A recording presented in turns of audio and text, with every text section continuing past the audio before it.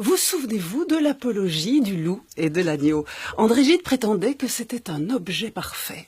Tandis qu'un agneau se désaltère dans le courant d'une onde pure, un loup cherchant querelle et affamé fait valoir son droit du sol et son impérieuse supériorité. À la fin de l'histoire, l'agneau se fait dévorer par le loup et La Fontaine dénonçait par principe que la raison du plus fort est toujours la meilleure. Dans les systèmes éducatifs modernes, les enseignants évaluent et attribuent des bonnes notes aux plus forts. Les entreprises aussi valorisent l'effort. Le travailleur est évalué sur sa capacité à s'adapter aux injonctions de l'efficacité économique.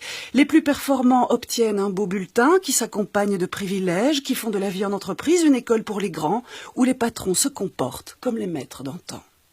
Dans le même temps, les agences de notation attribuent elles aussi des notes aux États les plus forts en leur accordant la faveur d'un triple A selon qu'ils ont soumis leur budget à une austérité suffisante, permettant aux banquiers d'être toujours plus forts et aux gens ordinaires affaiblis de satisfaire ainsi à l'appétit vorace du loup.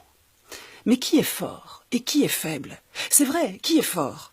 Le plus fort physiquement, le plus fort intellectuellement, le plus habile, le plus endurant, le plus rusé, et qui est faible? Celui qui suit, celui qui dit oui, celui qui est gentil? Le libre marché glorifie la compétition et fait la part entre les gagnants et les forts, et les perdants et les faibles. Si la nature a horreur du vide, le capitalisme a horreur de l'échec. Et nous nous habituons à soumettre le monde et à soumettre les autres à une évaluation permanente en distribuant comme si nous-mêmes étions les maîtres, les bonnes et les mauvaises notes. Mais existe-t-il un point de vue susceptible d'évaluer la vie? Sur une échelle de 1 à 10, où placer le curseur qui déterminerait la valeur de la vie pour le riche ou pour le pauvre, pour le champion de natation ou pour le footballeur corrompu, pour le travailleur honnête ou pour la personne sans emploi, pour le malheureux, pour le chanceux, pour l'artiste ou pour le sage?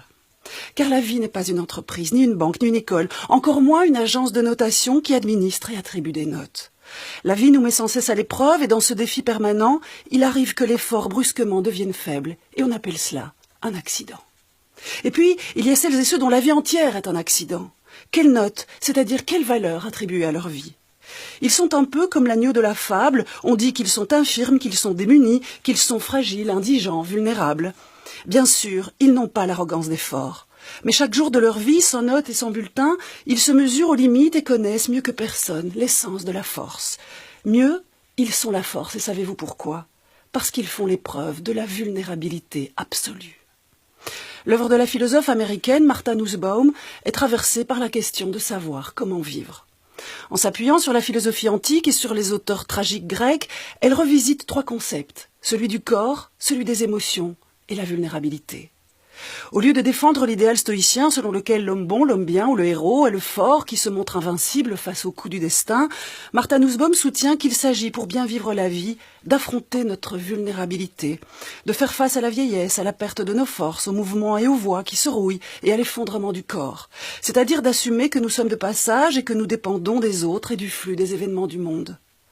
La philosophe, pour donner une image de qui nous sommes, emprunte à l'écrivain Henry James le symbole de la coupe d'or brisée. Un objet précieux, certes, mais imparfait et fragile. Dans un registre plus populaire, parlant au nom des blessés de l'existence, le slammer Grand Corps Malade déclare que si les 5 sens des faibles sont touchés, c'est un 6e qui les délivre. Bien au-delà de la volonté, plus fort que tout, sans restriction, ce 6e sens qui apparaît, dit-il, c'est simplement l'envie de vivre. Alors qui est le fort et qui est le faible? Et du cœur de l'agneau et du loup de la fable, lequel bat le plus fort? Et vous, qu'en pensez-vous?